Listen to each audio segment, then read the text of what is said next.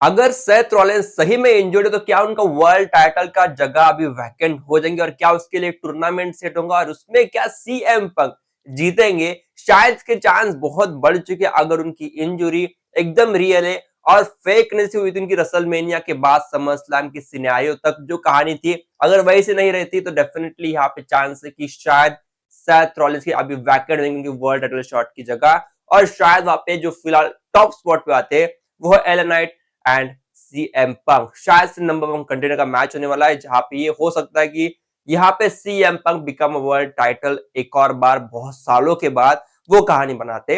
लेकिन इतना ही दोस्तों यहाँ पे एक और चलती सीएम पंक के बारे में। बेसिकली सीएम पंक का फिलहाल सिनेरियो हमें पता है कि भाई बहुत जद्दोजहद चल रही बंदे के टाइटल के लिए लेकिन वो मिल नहीं रहा। लेकिन बता दो अगले साल का रेसलमेनिया 42 उसके लिए सीएम पंक के लिए बहुत बड़ा प्लान ऑलरेडी सेट है। ऑलरेडी नवंबर से स्टार्ट हो रहा है बंदे का प्लान। नवंबर में क्या है? एसएनएमई 1 नवंबर जहां पे एसएनएमई होने जा रहा है। उस एसएनएमई दोस्तों फिलहाल पोस्टर लॉन्च हुआ है और उस पोस्टर फिलहाल फीचर किया गया सुपरस्टार है वो है अकेला सीएम पंक। आपको पोस्टर दिखाया होगा साइड। और इतना ही नहीं, ये तो बस एक छोटा सा टीज है। लेकिन एक और चीज पे आती है जो है भाई अगले साल का एलिमिनेशन चेंबर शिकागो में हो रहा है 28 फरवरी। जितना मैं जानता हूँ शायद एक्सपेक्टेड डेट है कि 28 फरवरी ऑफिशियल होगा ये वाला शो एलिमिनेशन चेंबर का। अगर हो रहा है मतलब शिकागो तो फिलहाल सेट है, शिकागो में होने वाला है तो भाई यहाँ पे चांस ही बनने का होम टाउन है तो शायद वहां पे हो सकता है कि सीएम पंक फीचर तो होंगे ही, साथ में एलिमिनेशन चेंबर का मैच जीतेंगे और मेन इवेंट करेंगे रेसलमेनिया।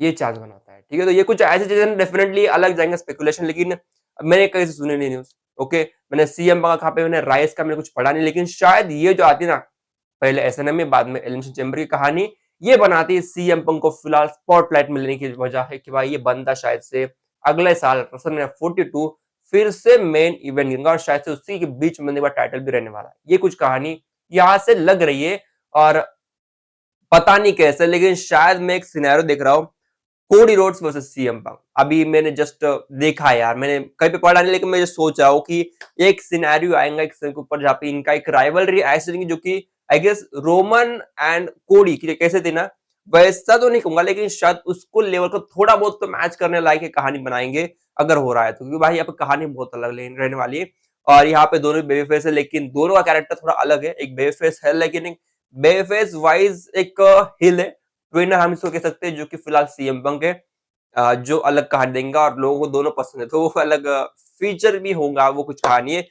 मैंने ज्यादा कुछ बोल दिया शायद से ज्यादा बोल दिया शायद फिर इतना कुछ बोलने की जरूरत थी नहीं। लेकिन शायद सीएम पंक कोडी में भी एंगल जो कि बहुत बड़ा जाएगा लेकिन जिसके लिए एक चीज जरूरी है वो है भाई कोडी का अपने टाइटल लॉस करना।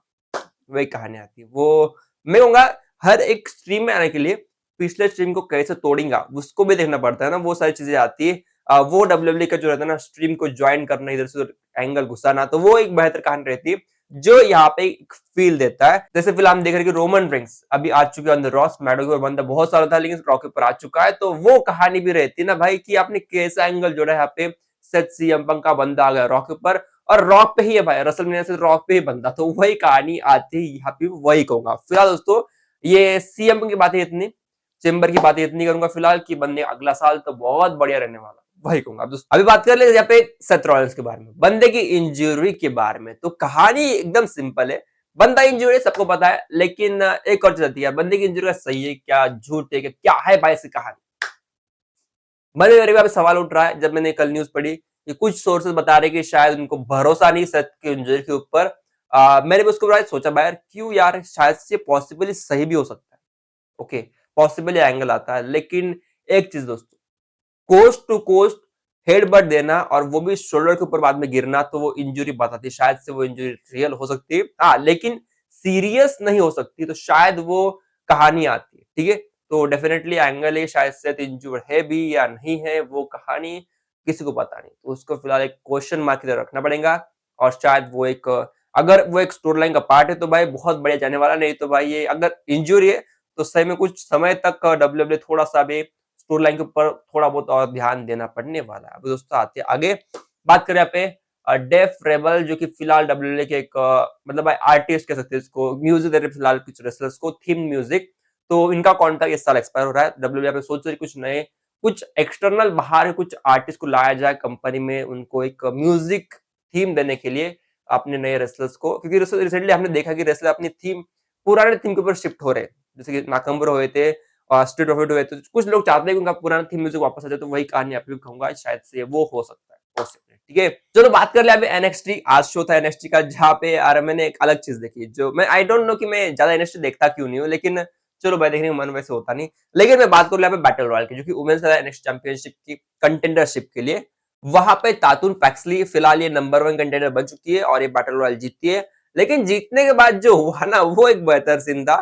बंदी को यहाँ पे एकदम कांग्रेचुलेट करने आ गई थी लायरा वॉल्किर, यार क्या नाच रहे थे भाई दोनों रिंग, क्या वो गजब केमिस्ट्री थी। जब भी कोई यार लड़कियां ऐसे करती ना जो चीज एनएक्सटी मतलब रेसलिंग में बेसिकली, तो एकदम ऐसा बचपना जैसा लगता है, लेकिन वो अच्छा भी लगता है, ठीक है। तो वो लगा है। और इतना ही दोस्तों, एक और चीज यहाँ पे बता दूं जो आज के शो में हुई थी, वो भी भाई कोफी किंगस्टन का जो सिग्नेचर और जो वायरल मोमेंट था एट द रॉयल रंबल, जो कि अपने हाथों पे ऐसे खड़े रहकर फिर से रिंग के अंदर आना, वो आज करने की कोशिश की थी। अब वो किसने की तो मुझे याद नहीं है, लेकिन वो किया था। आज आपको वीडियो दिखेगा ऑन द स्क्रीन। और वैसे फेल हुआ था बाद में, ऑब्वियसली वो फेल हो गया था, वो तो नीचे गिरी गई थी, लेकिन वो उन्होंने ट्राई किया था एक दूसरे से उनको नीचे गिरा दिया था। वो भी आज होता बैटल रॉयल के इस एनएक्सटी के शो में बेसिकली। तो फिलहाल दोस्तों वीडियो में रुकता, आज ज्यादा बातें नहीं किया और शायद आज ज्यादा न्यूज भी नहीं, तो इसको फिलहाल इतना ही रोको, शॉर्ट में रखते हैं, ठीक है। फिलहाल मिलते हैं दोस्तों कल।